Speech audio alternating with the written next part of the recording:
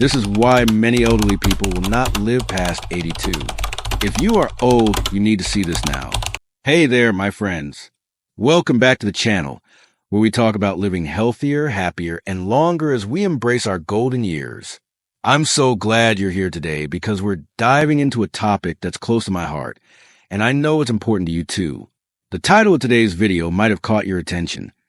This is why many elderly people will not live past 82. If you are old, you need to see this now. It sounds serious, right? Well, it is, but don't worry. I'm not here to scare you. I'm here to share some wisdom, some practical advice, and a whole lot of hope. As someone who spent years studying health, aging, and what it takes to thrive in our later years, I've seen patterns, things that make the difference between those who live vibrant, joyful lives well into their 80s and 90s, and those who, sadly, don't make it past 82. Today, I'm going to walk you through the key reasons why so many people don't reach those later milestones, and more importantly, what you can do to beat the odds. Think of me as your friend, or maybe that trusted doctor who's sitting down with you over a cup of coffee, sharing the real stuff, the things that matter. So grab a comfy seat, maybe a notepad, and let's talk about how you can live not just longer, but better. Ready? Let's get started. 1. The reality of aging. What's holding us back? Let's start with hard truth. The average life expectancy in the U.S. is around 78 years, and in the U.K., it's about 81. But here's the thing. Those are just averages. Some people live well into their 90s or even hit 100, while others don't make it past their early 80s. Why is that? It's not just luck or genetics, though those play a role. The biggest factors are the choices we make every single day. I remember talking to my friend Susan, who's now 85 and still gardening, traveling, and teaching yoga. She told me, I decided in my 50s that I wasn't going to let my body or my mind slow me down. Susan's story isn't unique, but it's not the norm either. Too many of us fall into habits that quietly chip away at our health. And by the time we're in our 70s, those habits catch up. So let's break down the top reasons why many elderly people don't live past 82 and how you can avoid these traps. 2. Reason number 1, neglecting physical health. First up, physical health. Our bodies are like cars. If you don't maintain them, they break down faster. As we age, our muscles naturally weaken, our joints get stiffer, and our hearts have to work harder. But here's the good news. You can slow that process way down with some simple habits. Lack of movement. One of the biggest mistakes I see is people stopping exercise as they get older. Maybe your knees ache or you think, I'm too old for the gym. But movement is life. Studies show that regular physical activity, like walking, swimming, or even chair yoga, can add years to your life. A 2018 study from the Journal of Aging Research found that adults over 60 who exercise regularly were 24% less likely to die prematurely. Take my neighbor, Tom, for example. He's 72 and walks 30 minutes every morning with his dog, Max. He started this habit in his 60s after a health scare, and now he's stronger than ever. He told me, I used to think exercise was for young people, but it's changed my life. You don't need to run marathons. Just move your body every day. Try a gentle walk around the block, or check out some senior-friendly workout videos on YouTube. Start small, and you'll be amazed at how good you feel. Poor nutrition. Next, let's talk about food. I know. Nobody wants to lecture about eating their veggies, but what you eat directly affects how long you live.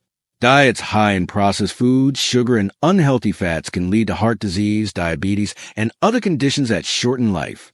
On the flip side, a diet rich in whole foods, think fruits, vegetables, lean proteins, and whole grains, can keep you thriving. I'll share a quick story about my Aunt Linda. She was diagnosed with high blood pressure in her 50s and was told she'd need medication for life. Instead, she worked with nutritionists and switched to a Mediterranean-style diet. Lots of fish, olive oil, and greens. 10 years later, her blood pressure is normal, and she's medication-free at 68. She says, I wish I'd started eating this way sooner. If you're not sure where to start, try adding one healthy food to your plate each day. Maybe add a handful of berries with breakfast or a side of spinach at dinner. Small changes add up. 3. Reason number 2, ignoring mental and emotional health. Now, let's shift gears to something just as important, your mind and emotions. Aging isn't just about your body. It's about your spirit too. Loneliness, stress, and a lack of purpose can take years off your life just as much as physical ailments. The loneliness epidemic. Did you know that loneliness is as harmful to your health as smoking 15 cigarettes a day? That's what a 2015 study from Perspectives on Psychological Science found. As we age, it's easy to feel isolated. Maybe your kids have moved away, or you've lost a spouse or friends. But staying connected is critical. I think of my friend Margaret, who's 80 and lives alone. After her husband passed, she felt lost, but then she joined a local book club and started volunteering at a community center. She told me, "Those connections gave me a reason to get up every morning." If you're feeling lonely, try reaching out. Join a club, call an old friend, or even chat with someone at the grocery store. Those little moments of connection make a big difference. Stress and mental decline. Chronic stress is another silent killer. It raises your blood pressure, weakens your immune system, and can even shrink parts of your brain over time.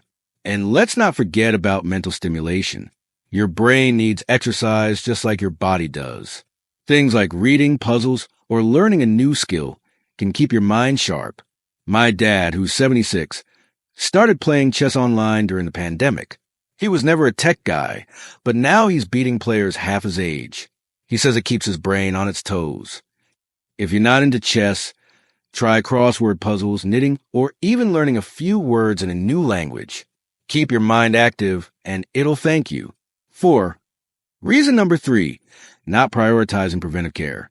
Okay, let's talk about something we all avoid sometimes. Doctor visits. I get it. Nobody loves sitting in a waiting room. But regular checkups and screenings can catch problems early when they're easier to treat. Things like blood pressure checks, cholesterol tests, and cancer screenings can literally save your life. I'll never forget my friend John's story. He skipped his annual physical for years because he felt fine. Then at 70, he had a mild heart attack. Thankfully, he's okay now. But his doctor found a blockage that could have been caught earlier with routine tests. John's now a preacher for preventive care, telling everyone, don't wait until it's too late. If you haven't seen your doctor in a while, make that appointment. And don't be afraid to ask questions. Your health is worth it. 5. Reason number 4, losing a sense of purpose. This one's big, friends. As we age, it's easy to feel like our best days are behind us. Maybe you're retired, or your kids don't need you as much anymore. But having a sense of purpose is like fuel for your soul. It keeps you going.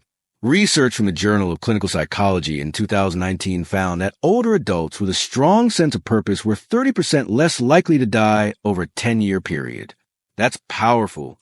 Purpose doesn't have to mean saving the world. It can be as simple as tending a garden, mentoring a young person, or helping out at your church. I think of my friend Clara, who's 83 and teaches Ninja kids in her neighborhood. She says, it's not just about the knitting, it's about showing them someone cares. What's something that lights you up? Find it and make it part of your life. 6. Practical tips to live longer and better. So, how do you put all this into action? Here's a quick checklist to help you thrive. Move every day. Aim for 20 to 30 minutes of activity, even if it's just a walk. Eat smarter. Add more whole foods and cut back on processed junk. Stay connected. Call a friend, join a group, or volunteer. Manage stress. Try meditation, deep breathing, or even just listening to music. Keep learning. Challenge your brain with puzzles, books, or new hobbies. See your doctor. Schedule those checkups and screenings. Find purpose. Do something that makes you feel alive, no matter how small. These aren't just tips. They're your roadmap to a longer, happier life. Well, friends, we've covered a lot today, haven't we? I hope you're walking away from this video feeling empowered, not overwhelmed. The truth is, living past 82 and living well is within your reach. It's not about being perfect or making huge changes overnight. It's about those small, consistent steps that add up to a big difference. I think of all the people I've met who defied the odds. People like Susan, Tom, Margaret, and Clara. They're not superheroes, They're just folks who decided to take charge of their health, their happiness, and their purpose. And you can too. So, here's my challenge to you. Pick one thing from today's video to try this week.